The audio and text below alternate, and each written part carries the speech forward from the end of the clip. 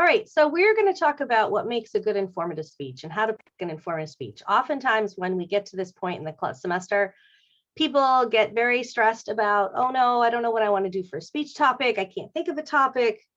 Don't worry, you will. And I'm going to go over what makes a good speech topic. And it's here on week 6, this little link here, 5 criteria for a good classroom speech. These are the 5 C's. My 5 C's for 4C's.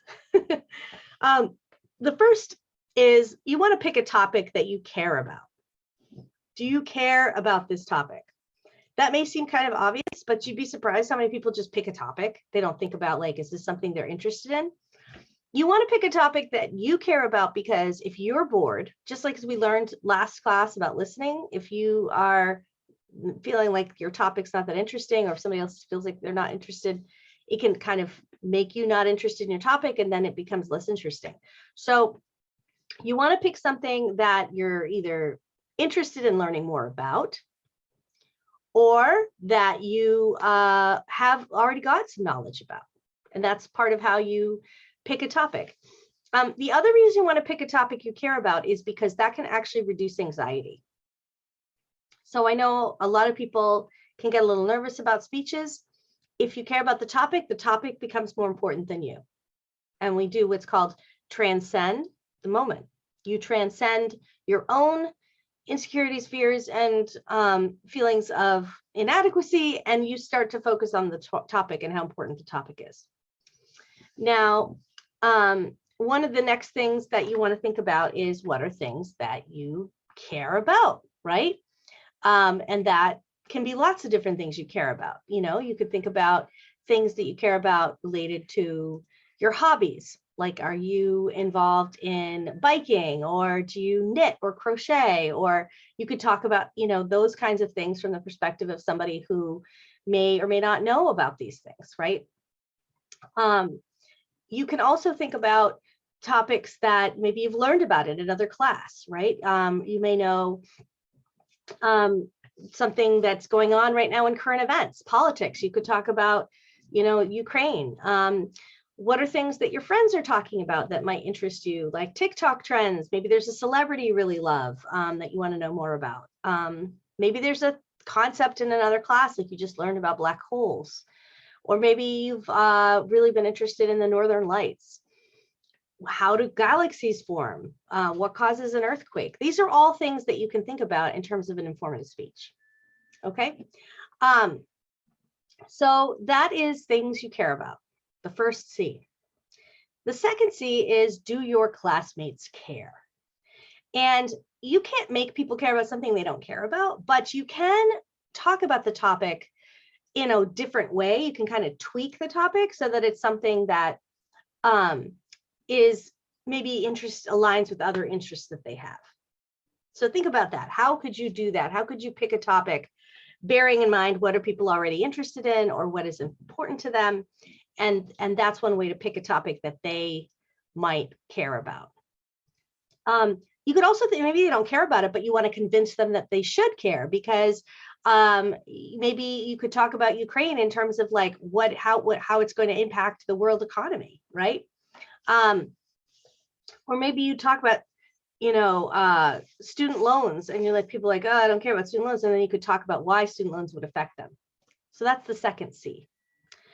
The third C is, it shouldn't be too complex.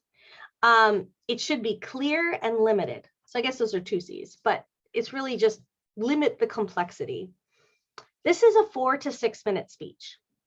You're not going to get into the entire history of your favorite celebrity. I once had someone give a speech on Madonna because they loved Madonna. It was 13 minutes in and they still hadn't gotten past the 80s. So let's not do that, right? I'm not going to let you do that, by the way. I will cut you off. I was mostly interested to see how long it was going to take. I'm like, wow, how much longer could this speech possibly go? And then at a certain point, I was like, all right, I got to cut them off because the speech was not going to cut it. They were doing a fabulous job, but their topic was just too big, right?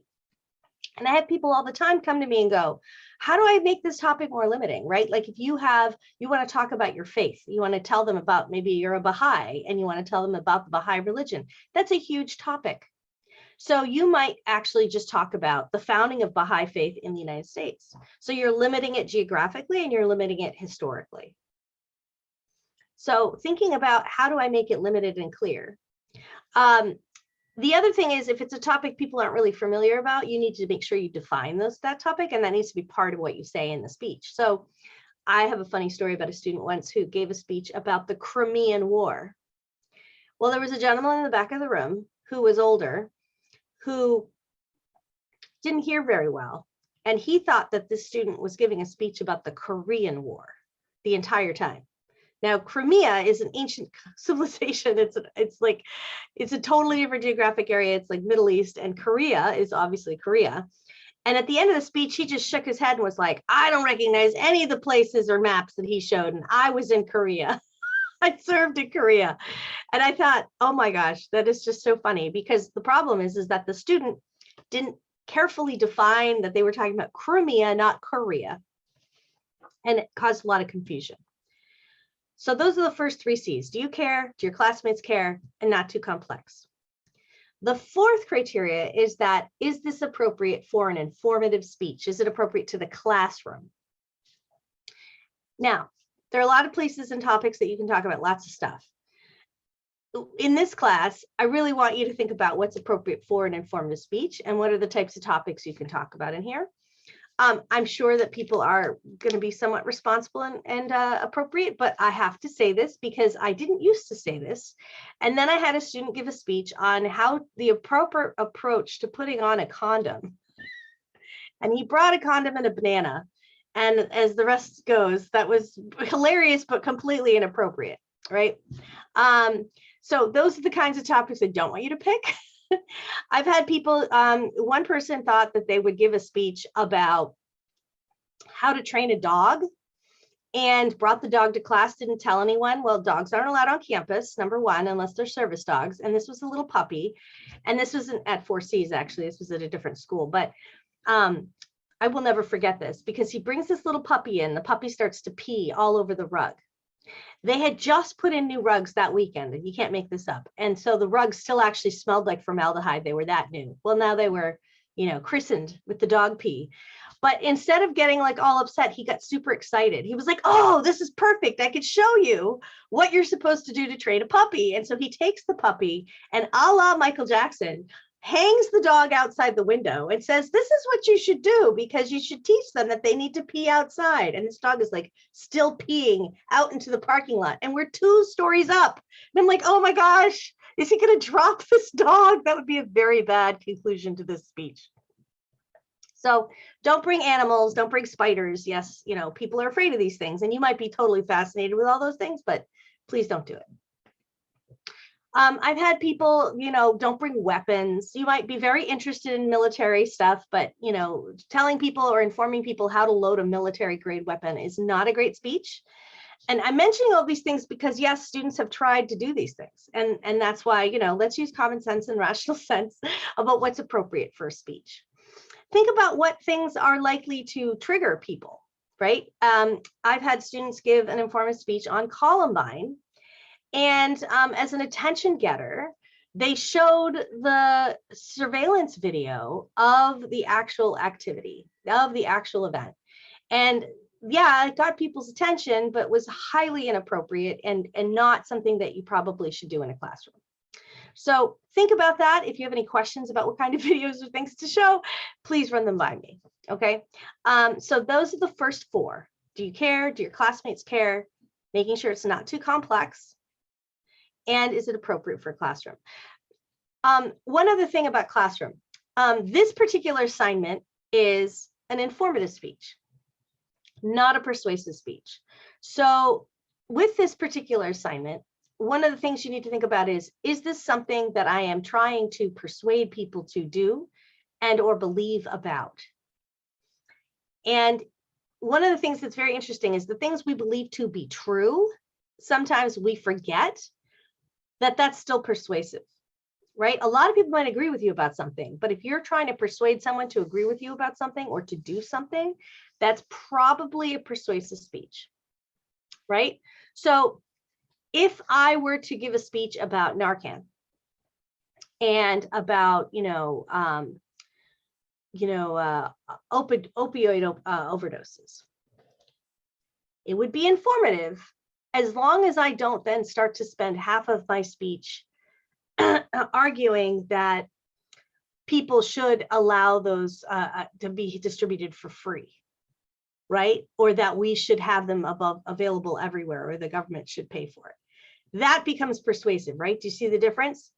You're informing about something versus persuading that we should do something. So as soon as you get into policy implications, like, I want to describe to you this X, Y, or Z, if it's slightly controversial, it's probably persuasive.